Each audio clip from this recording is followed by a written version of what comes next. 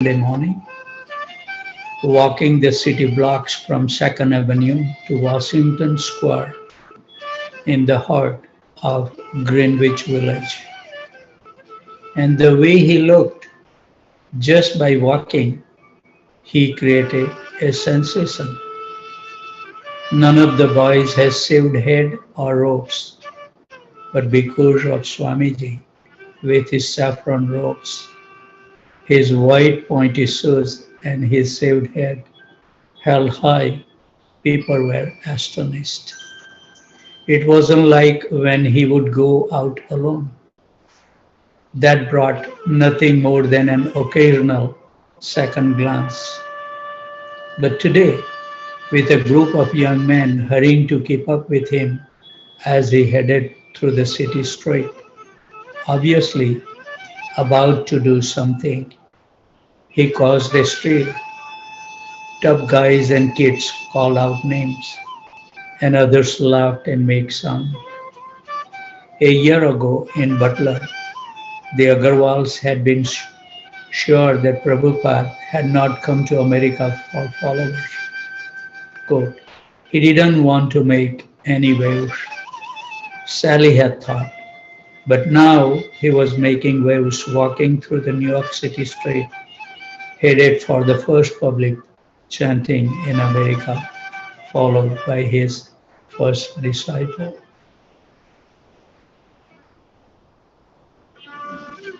I think we did this where we stopped. I didn't mark it, I think, yesterday.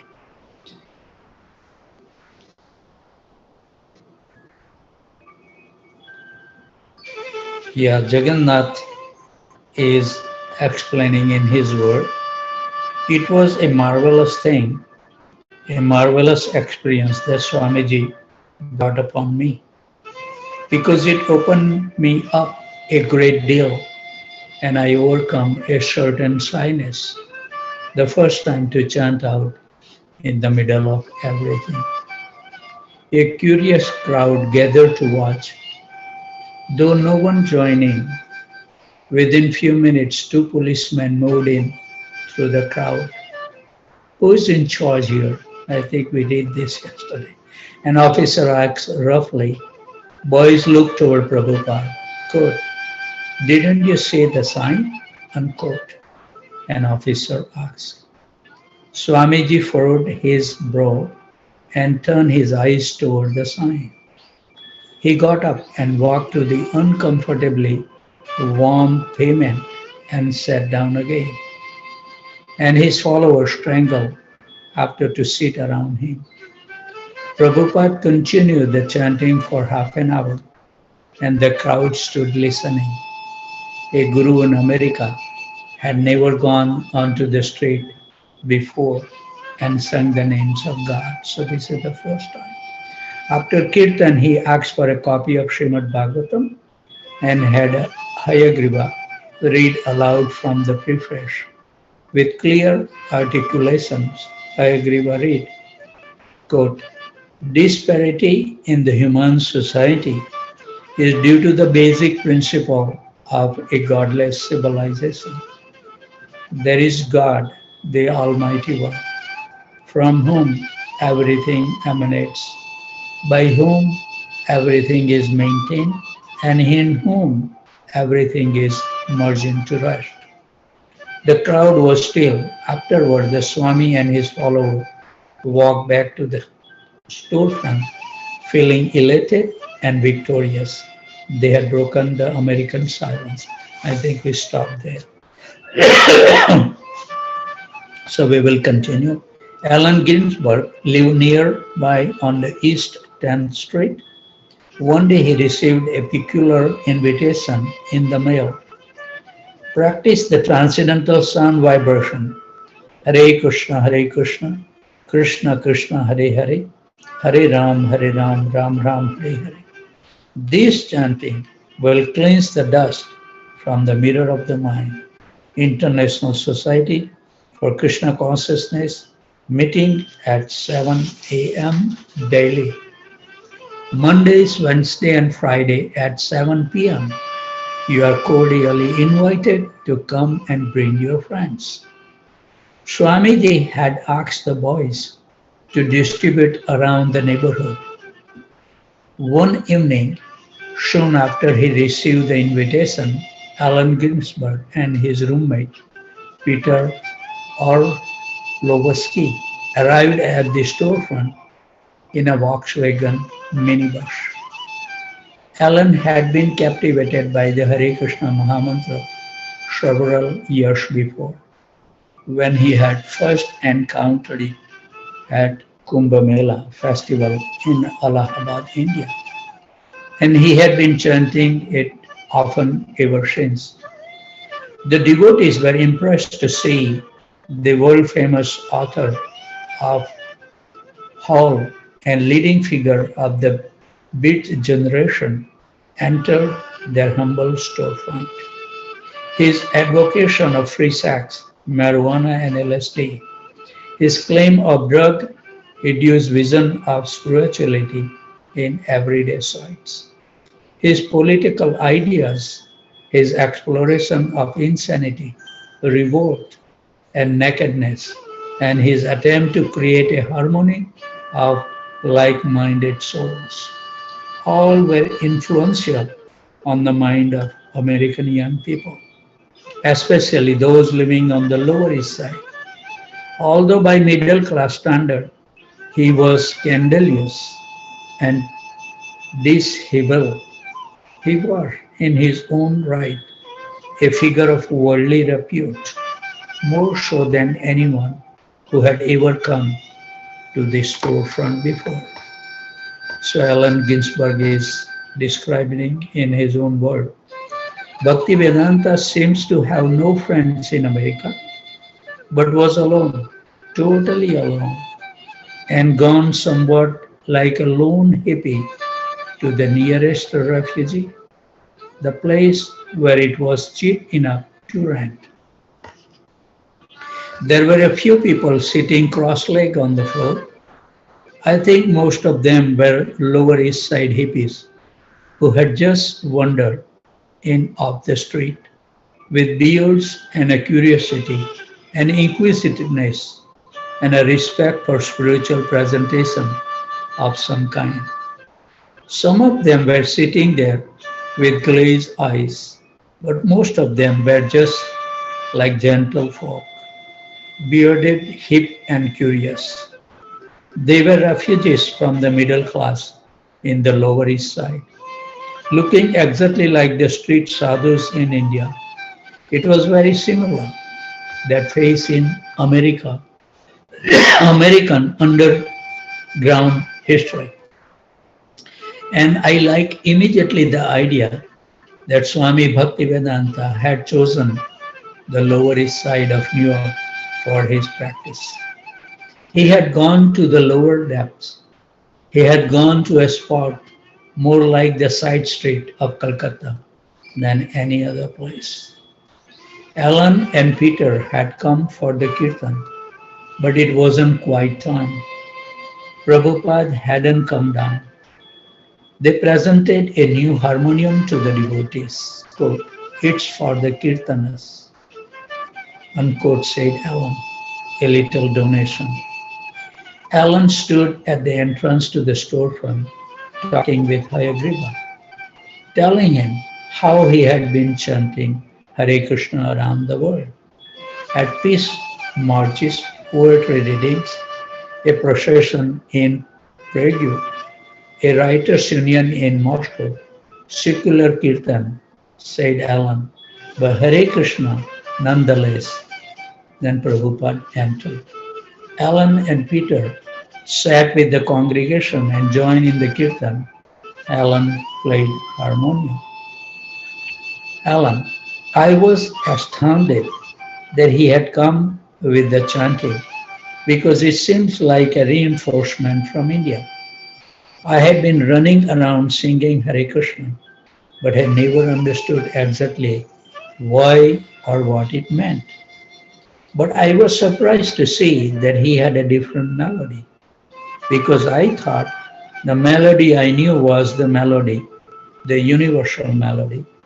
I had gotten so used to my melody that actually the biggest difference I had with him was over the tune, because I had solidified it in my mind for years, and to hear another tune actually blew my mind. After the lecture, Alan came forward to meet Prabhupada, who was still sitting on his dais. Alan offered his respect with folded palms and touched Prabhupada's feet. And Prabhupada reciprocated by nodding his head and folding his palms. They talked together briefly, and then Prabhupada returned to the apartment. Alan mentioned to Hayagriva that he would like to come by again and talk more with Prabhupada. So Hayagriva invited him to come the next day and stay for lunch prasadam. Quote, "Don't you think Swamiji is a little too esoteric for New York?" Unquote, Alan asked. Hayagriva thought, quote, "Maybe," unquote, he replied. Hayagriva then asked Alan to help the Swami, since his visa would soon expire. He had entered the country with a visa for a 2-month stay, and he had been extended his visa for 2 more months again and again. This has gone on for 1 year, but the last time he had applied for an extension, he had been refused. Quote, "We need an immigration lawyer," unquote, say Hayagriva. "I will donate for that," Alan assured him. The next morning, Alan Gisbert came by with a check and another harmonium. Up in Prabhupada's apartment, he demonstrated his melody for chanting Hare Krishna, and then he and Prabhupada talked. Alan, I was a little shy with him because I didn't know where he was coming from. I had that harmonium I wanted to donate, and I had a little money. I thought it was great now that he was here to expand on the Hare Krishna mantra. That would sort of justify my singing. I knew what I was doing, but I didn't have any theological background to satisfy further inquiries. And here was someone who did. So I thought that was absolutely great. Now I could go around singing Hare Krishna, and if anybody wanted to know what it was, I could just send them to Swami Bhaktivedanta to find out. If anyone wanted to know the technical intricacies and the ultimate history, I could send them to him. He explained to me about his own teacher and about Chaitanya and the lineage going back. His head was filled with so many things and what he was doing. He was already working on his translations. He always seems to be sitting there just day after day and night after night. And I think he had 1 or 2 people helping him. Prabhupada was very cordial with Alan, quoting a passage from Bhagavad Gita where Krishna says that whatever a great man does, others will follow. He requested Alan to continue chanting Hare Krishna at every opportunity so that others would follow his example. He told about Lord Chaitanya's organizing the first civil disobedience movement in India, leading a Sankirtan protest march against the Muslim ruler. Alan was fascinated. He enjoyed taking with the Swami. But they had their differences. When Alan expressed his admiration for a well-known Bengali holy man, Prabhupada said that the holy man was bogus. Alan was shocked. He had never before heard a Swami severely criticize another's practice. Prabhupada explained on the basis of Vedic evidence the reasoning behind his criticism, and Allen admitted that he had naively thought that all holy men were 100% holy. But now he decided that he should not simply accept a sadhu, including Prabhupada, on blind faith. He decided to see Prabhupada in a more severe, critical light. Alan.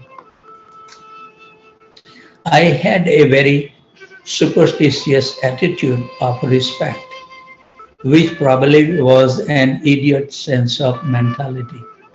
And so Swami Bhaktivedanta's teaching was very good to make me question that. It also made me question him and not take him for granted. Allen described a divine vision he had had in which William Blake had appeared to him in sound and in which he had understood the oneness of all things. A sadhu in Vrindavan had told Allen that this means that William Blake was his guru, but to Prabhupada, this made no sense. So Allen is describing his own work. The main thing above and beyond all our differences was an aroma of sweetness that he had, a personal, selfless sweetness like total devotion. And that was what always conquered me. Whatever intellectual questions or doubt I had, or even cynical view of ego, in his presence there was a kind of personal charm coming from dedication that conquered all our conflicts. Even though I didn't agree with him, I always liked to be with him. Alan agreed at Prabhupada's request to chant more and to try to give up smoking. Quote, do you really intend to make these American boys into Vaishnavas? Unquote, Alan asked. Yes, Prabhupada replied happily, and I will make them all Brahmanas. Alan left a 200 check to help cover the legal expense for extending the Swami's visa and wish him good luck. Brahmanas, Alan didn't see how such a transformation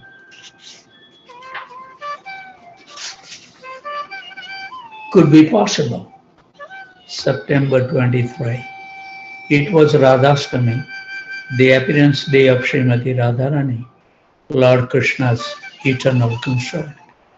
Prabhupada held his second initiation. Keith became Kirtananda, Steve became Satsaru, Bruce became Brahmanan, and Chuck became Achyutanand. It was another festival day with a fire sacrifice in Prabhupada's front room and a big feast. Prabhupada lived amid the drug culture in a neighborhood where the young people were almost desperately attempting to alter their consciousness, whether by drugs or by some other means, whatever was available. Prabhupada assured them that they should easily achieve the higher consciousness they desire by chanting Hare Krishna. It was inevitable that in explaining Krishna consciousness, he would make allusions to the drug experience, even if only to show that the two were contrary paths. He was familiar already with Indian sadhus who took ganja and hashish on the plea of aiding their meditations. And even before he had left India, hippie tourists had become a familiar sight on the street of Delhi. The hippies liked India because of the cultural mystic and easy access to drugs. They would move their Indian counterparts who assured them that taking hashish was spiritual And then they would return to America and perpetrate their misconceptions of Indian spiritual culture. It was the way of life.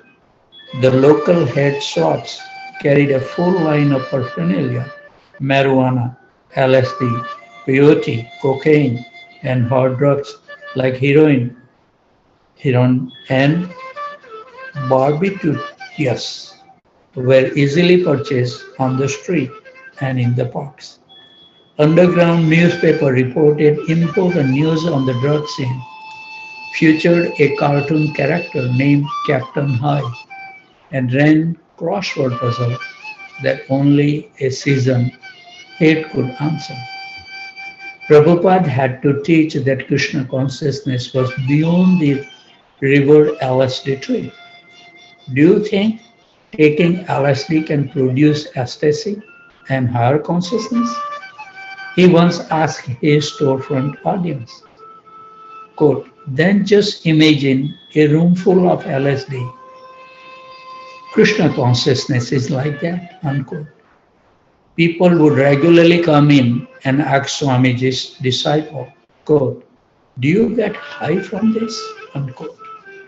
And the devotees would answer, oh yes, you can get high just by chanting. Why don't you try it? Greg Sharp, Brahmanand's brother, hadn't tried LSD, but he wanted higher consciousness. So he decided to try chanting instead. Greg, I was 18. Everyone at the storefront had taken LSD, and I thought maybe I should too, because I wanted to feel like part of the crowd. So I asked Umapati, hey Umapati, do you think I should try LSD? Because I don't know what you guys are talking about. He said no, that Swamiji said you didn't need LSD. I never did take it, so I guess it was okay. Hayagriva, have you ever heard of LSD?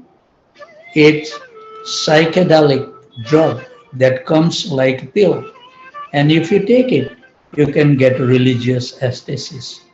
Do you think this can help my spiritual life? Prabhupada, you don't need to take anything for your spiritual life. Your spiritual life is already here. Had anyone else said such a thing, Hayagriva would never have agreed with him. But because Swamiji seems so absolutely positive, therefore, there was no question of not agreeing. Satsvarup, I knew Swamiji was in state of exalted consciousness, and I was hoping that somehow he could teach the process to me. In the privacy of his room, I asked him, is there spiritual advancement that you can make from which you won't fall back? By his answer, yes. I was convinced that my own attempts to be spiritual on LSD, only to fall down later, could be replaced by a total spiritual life, such as Swamiji had. I could see he was convinced, and then I was convinced. Great. LSD was like the spiritual drug of the times, and Swamiji was the only one who dared to speak out against it, saying it was nonsense. I think that was the first battle he had to conquer in trying to promote his movement on the Lower East Side. Even those who came regularly to the storefront thought that LSD was good.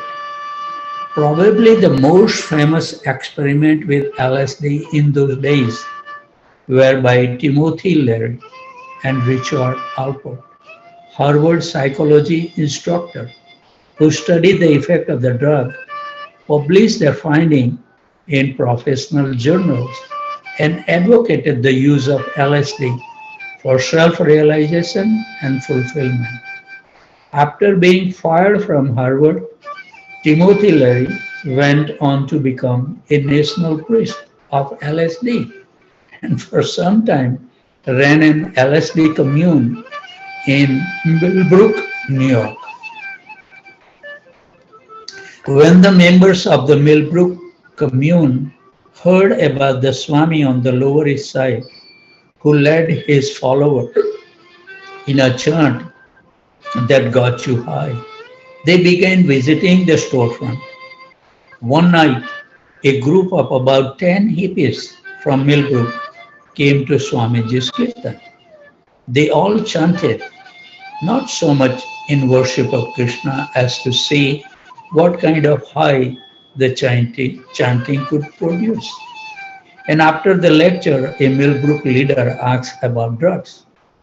Prabhupada replied that drugs were not necessary for spiritual life, that they could not produce spiritual consciousness, and that all drugs, indeed religious visions, were simply hallucinations. To realize God was not so easy or cheap that one could do it just by taking a pill or smoking ganja. Chanting Hare Krishna, he explained, was a purified process to uncover one's pure consciousness. Taking drugs would increase the covering and bar one from self-realization. But have you ever taken LSD? The question now becomes a challenge. No, Prabhupada replied. I have never taken any of these things, not even a cigarette or a tea. If you haven't taken it, then how can you say what it is? The Millbrookers looked around, smiling. Two or three even burst out with laughter, and they snapped their fingers, thinking the Swamiji had been checkmated. I have not taken, Prabhupada replied, regally from his dais. But my disciples have taken all these things, marijuana, LSD, many times, and they have given them all up. You can hear from them. Hayagriva, you can speak. And Hayagriva sat up a little and spoke out in his stentorian jest. I will read just one paragraph and we will end. Well, no matter how high you go on LSD, you eventually reach a peak, and then you have to come back down, just like traveling into the outer space in a rocket ship. He gave one of the Swamiji's familiar example. Your spacecraft can travel very far away from the Earth for thousands of miles, day after day, but it cannot simply go on traveling and traveling. Eventually, it must land. On LSD, we experience going up, but we always have to come down again. That's not spiritual consciousness. When you actually attain spiritual or Krishna consciousness, you stay high because you go to Krishna. You don't have to come down. You can stay high forever. Hare Krishna. So we will stop here. This will be punctual. And the devotees, they have to perform their duties. So we would like to offer our humble obeisances at the desk of these wonderful devotees. They are so kind to join every morning to give us kind of support. So vanchakalpatarubhasya kriparsindhubhaya vacha patitanam pavanebhyo vaishnavebhyo namo namaha. Thank you very much, everyone.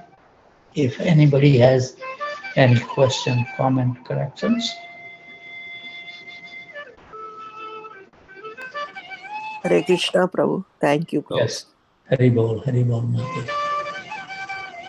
Nobody has anything to add, subtract. Haribol.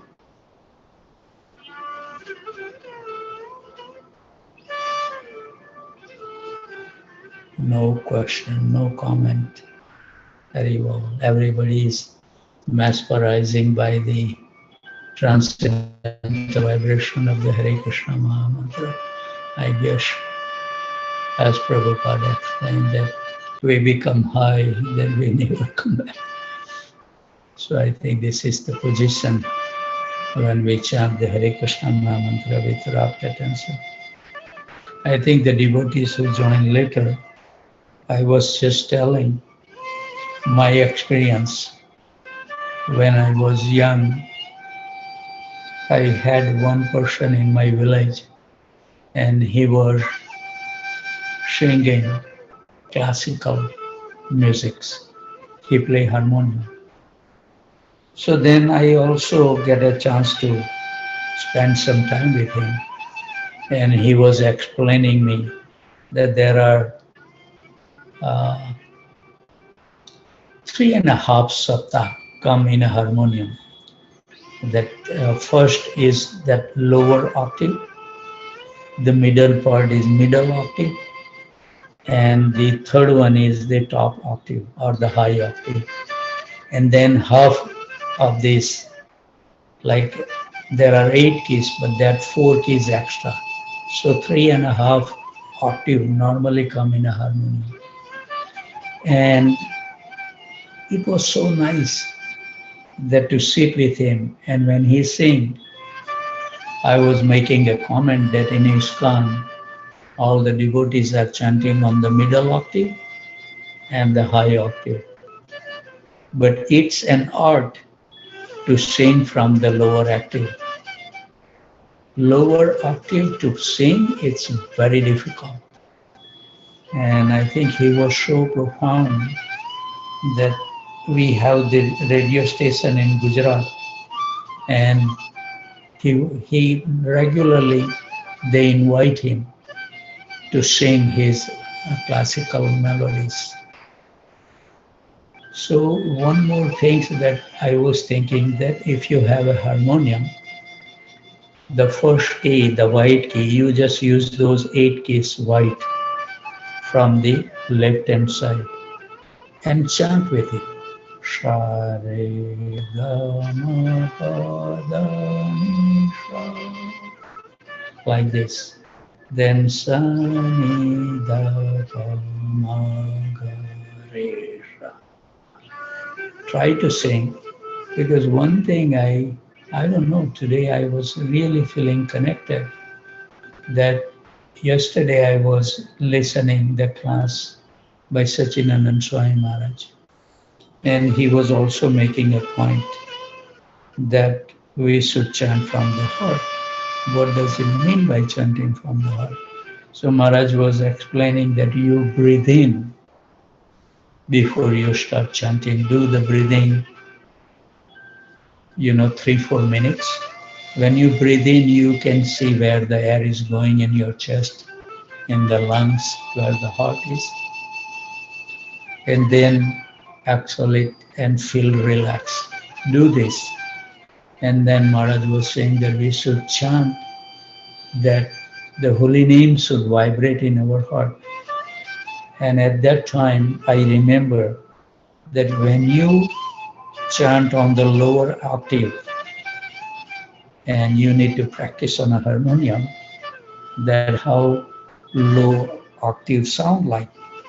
And if you can chant the holy name in that octave, it will give a vibration in your heart. Each syllable you can feel, it's like a, vibration is there in your heart. And also we should have some feelings when we chant the holy name. And our culture, I was talking that our culture is so rich that every time, early in the morning, different rags that can really melt our heart. Then there are some rags that can invoke that feeling in afternoon.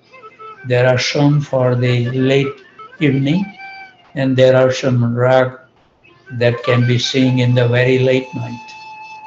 And everything is profound, it's all names are there. And I have experienced that sometime I sit alone in my room and I play those uh, different rags at the particular time when you are there. It has immense effect on our consciousness. And I was thinking that it is so nice sometimes I just listen to those ragas for hours. I just sit and it's so wonderful. I think one time I play on the Zoom call. Let me see if I can find it, some special one that different rags.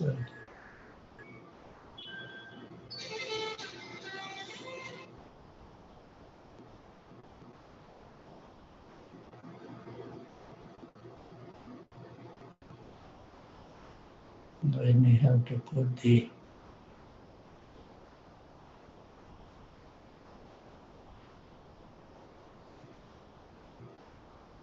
I have to search it. Right, I'm not going away.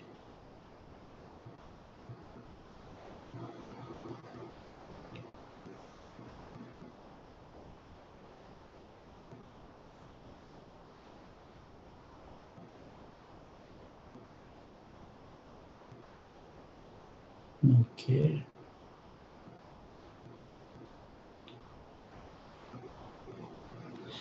In the morning Bhairavi and the Yaman rag is and Todi, these three rags. So I think that let's hear one of the Yaman rag